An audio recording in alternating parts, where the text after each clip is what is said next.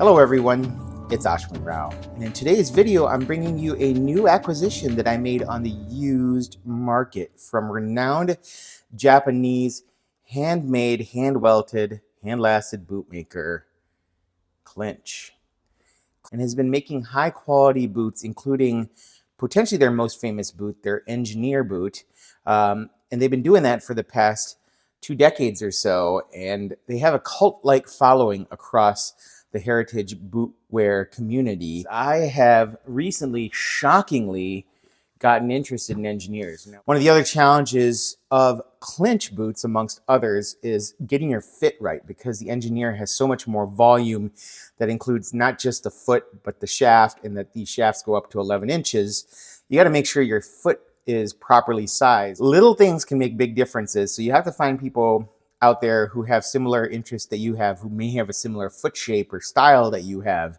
and that can be challenging. And so I finally took the dive. This is in their brown over-dyed horse butt, and you can tell that this is a pair that's been worn, but lightly worn, as evidenced by very limited traction and wear on this O'Sullivan's reproduction heel. There's very little drag either on the heel or on the toe, and you can see that the stitching here has not faded. This isn't recess stitching, which is a pair such as this over time will start to wear some of this thread as the traction pads start to fade over time.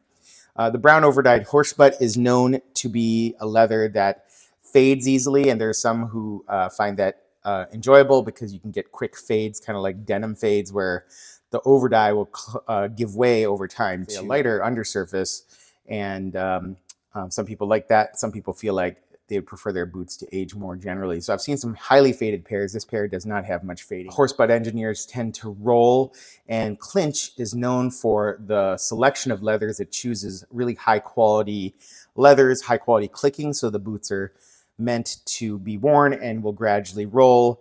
The lack of a structured toe will also yield a nice roll pattern over time. So this is a boot that is meant to show its age over time. These horsebutt leathers typically are sourced from the Merriam Tannery, if I'm not mistaken. You can see this honeycombing grain pattern. This is a natural grain. Buckle here, and there are, I believe, 3 or 4 eyelets up top. And then these are similar punched holes out here.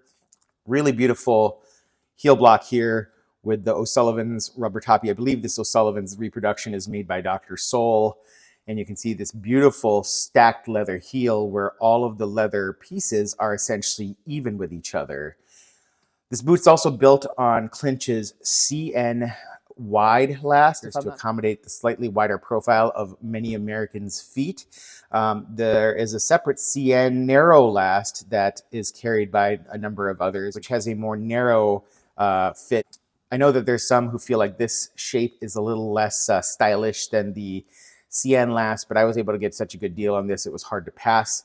This is a US size 10, Clinch size 11. I would say that this boot is ever so slightly big on me, so I had to put in a insole with a little arch support. You can see, you can't see it down there, but it's down there. And that allowed me to have a more comfortable footbed, even though I have a little extra space in the toe box. Nothing that I find will be a problem for me. Pull up cloth fabric loops that should allow you to put on and take off your boots easier. I haven't found this to be an issue with the Clinch because I can slip my feet in really easily. I'm still figuring out adjusting these straps to kind of get the ideal optimal fit, both around my upper calf as well as my ankle to secure myself. So far I have gone to 1 notch below the final notch here to see if I can ingress and egress from this shoe comfortably. And this pair has that little crease down the middle. I think that's used for lasting purposes, and some people use it as an aesthetic choice now, and Clinch is known for that. This will fade over time. You can already see it's probably fading based off of what a brand new pair would look like. That little kind of edge that you can see down the middle will go away. So brown overdyed horsebutt. The overdye will gradually fade, which means that these contact points will start to show a little undersurface light brown color over time. I like that the color of this edge dressing is a little darker so that it will provide more of an offset over time. And I like this mid-brown colorway because I think it's super versatile. Standard and Strange also carries a more natural colored horse butt, which is a lighter mid-brown, I think probably closer to a tan color. And that also is a beautiful color to carry through its aging process. But I'm excited about this pair. I'd say that if I had to choose again, and price notwithstanding, I would probably go with the CN narrow last and probably size down either a half to a full size, probably a half size from my Brannock to do CN narrow. And if I were going for the CN wide, I'd consider even sizing down a full size. This is, in many opinions, the ultimate engineer boot. Comparing it to my Bristle Black, which let me pull up, you can see this probably has a slightly lower toe profile, lower instep, if I'm not mistaken, slightly lower there. Very similar styling. I do like the recessed groove here to protect the stitching on this particular pair. I would say that this fit, this has, I believe, a Celastic heel stiffener, whereas this is leather, but I can't confirm that for sure. Obviously, the leather choices are different here, and I don't have a shoe tree in this. Otherwise, this would extend out more like that. Slightly different stitch patterns on the back side. Everybody seems to have their own take on that. Heel counter stitch design. And I would say definitely Brass Tokyo and Clinch have a better buckle than what's coming with Bristle Black, which is maybe a little thinner, but actually this is pretty solid, honestly. Although this feels a little bit more refined and a little thicker. A few additional details to go through for those of you who nerd out like I do. Let's talk a little bit about outsole stitching and welt stitching here. You can see how clean a job that Clinch does on that stitching. Very impressive, cleanly work where you can see the stitches placed at a very slight diagonal angle. That pitch is pretty consistent throughout the sides of the shoe. Certainly not the highest stitch density that I've seen, but definitely nicely done. I'm not sure if this particular outsole stitching here is done by hand or by machine, but it is also cleanly done. One thing I will say is that there's certain areas where it looks like the thickness of this outsole piece here are wider than I would see in other areas. So just something to keep in mind. Not perfection that we're looking at here, but very, very clean detail. I wanted to talk a little bit about the angle and pitch of the upper collar of this shoe. So looking from here, you really can't tell that there is actually a downward sloping collar from the back to the front, meaning that you have a downward pitch if you were looking from the side here. You can't really see that because of how even the cut is from front to back if looking from the front here. But you also notice there's a downward sloping pitch from the lateral to the medial aspect of the shoe, which also is a characteristic I've seen in other engineer boots. You don't necessarily pick up that when you're placing the shoe in this angle here, but it's definitely something I've noticed. Side to side asymmetry that adds to the character and quality of these shoes. Here you see a roller buckle and essentially 5 holes here for this strap that helps secure the ankle and adjusts the fit. You see something similar here. Actually, there is a similar roller here along the top pull tab and strap here to adjust the fit at the ankle as well.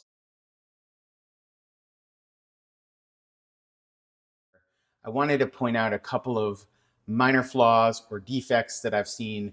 Now, granted, this pair has been worn a few times by its previous owner, not by me so far. I wanted to point out a little thing that I've seen in the heel block. Here we see a very normal, clean design to the heel block. You don't see really any defects here. What I will say is that this very top leather up top here has a different denseness to it than the rest of the heel block, which has this multi-layered heel stack of thicker veg-tanned leather. But if we pull up this pair, you will see that this leather looks like it's almost cracking and separating from the heel block. And this particular midsole here, this leather seems almost softer and more malleable. So there's a little bit of separation going on right there. Another thing I've noticed is that this toe track that you see, which I believe is used either as a method of laying out the leather for proper clicking, this particular pair has a toe track that you can still see that is actually well centered upon the toe. What's interesting and makes me wonder what about the utility of this shoe is that this track here actually comes down slightly to the lateral aspect of the toe, right about here. You can't notice this super off easily. You can maybe see that that diagonal line here is slightly diagonal rather than running directly down that. While this is a very high quality, well-constructed pair of shoes, there are a few details both in the construction as well as with wear that suggest that it's not a perfectly made pair of shoes, or certainly has places where it may wear asymmetrically or unevenly. So it's just something to bring into mind when you're considering a high-end pair of boots. I don't think any of these issues will affect the quality, the pride of ownership, and the longevity of these shoes, other than maybe that heel block defect, which I'm hoping is not a big deal. Also wanted to take you through what this shoe looks like in natural light, having formed some of its rolls. You can see that in this more natural light, it has a darker brown setting. This is muted natural light. You can see that the shine takes to the horsehide quite nicely, but it's not overwhelming, doesn't make it look too dressed up. And there's a little bit of coolness because we have blue skies here that the shine takes on. This dark brown leather, more medium than dark brown, has a nice colorway that really will allow you to allow this shoe to be versatile. Finally, in more of a sunshine setting, let's take you through this color again. You can see that that darker brown gives way to some red and even orange tones. You can see a little bit of that honeycombing pattern here on the shaft of the shoe, which usually won't see a whole lot of daylight. Have a good day, and I will talk to you soon. Bye-bye.